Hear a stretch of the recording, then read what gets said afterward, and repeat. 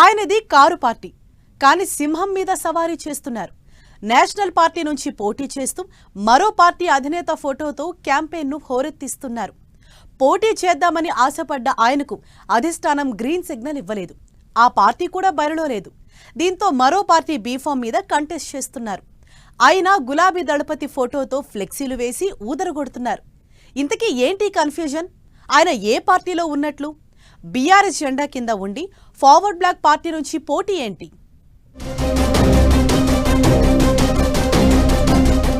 సభ్యత్వం బీఆర్ఎస్ ది, nomination Forward Bloc party నుంచి. మరో నేషనల్ పార్టీ నుంచి పోటీ, కేసీఆర్ కటౌట్ తో ప్రచారం. ఎమ్మెల్సీ ఎన్నికల్లో ఆసక్తికరంగా రవీందర్ సింగ్ తీరు.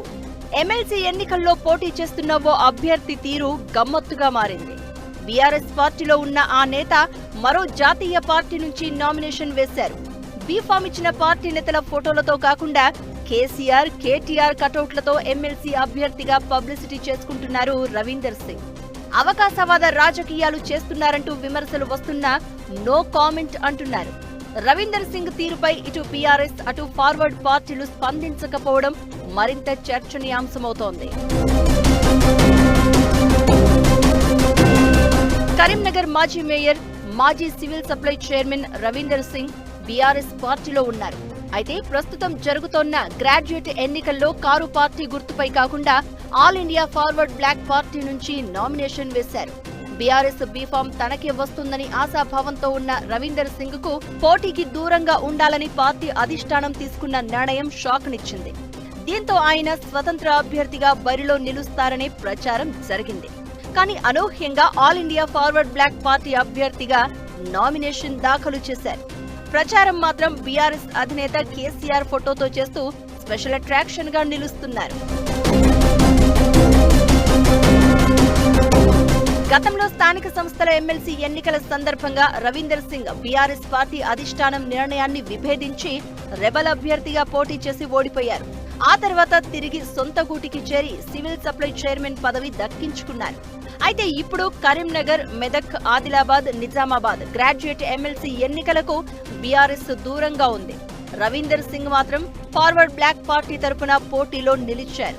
కేసీఆర్ ఫోటోతో వెళ్లి ఫార్వర్డ్ బ్లాక్ అభ్యర్థిగా నామినేషన్ వేశారు. ఆయన తీరుపై రెండు పార్టీల నాయకత్వాలు స్పందించడం లేదు. ఫార్వర్డ్ బ్లాక్ పార్టీ నుంచి ఎందుకు పోటీ చేస్తున్నావని బీఆర్ఎస్ ప్రశ్నించడం లేదు. కేసీఆర్ ఫోటోతో ప్రచారం ఏంటని ఆల్ ఇండియా ఫార్వర్డ్ బ్లాక్ పార్టీ ఆరా తీయడం లేదు. పబ్లిక్ మాత్రం కన్ఫ్యూజ్ అవుతున్నారు. రవీందర్ సింగ్ బీఆర్ఎస్ లో ఉన్నట్లా, ఏఐఎఫ్బీలో చేరారా అన్న చర్చ జరుగుతోంది. చివరి నిమిషం వరకు ఏ పార్టీ నుంచి నామినేషన్ దాఖలు చేసేది సీక్రెట్ గా ఉంచారు రవీందర్ సింగ్. ఎమ్మెల్సీ ఎన్నికల్లో పదుల సంఖ్యలో అభ్యర్థులు పోటీ చేస్తున్నారు.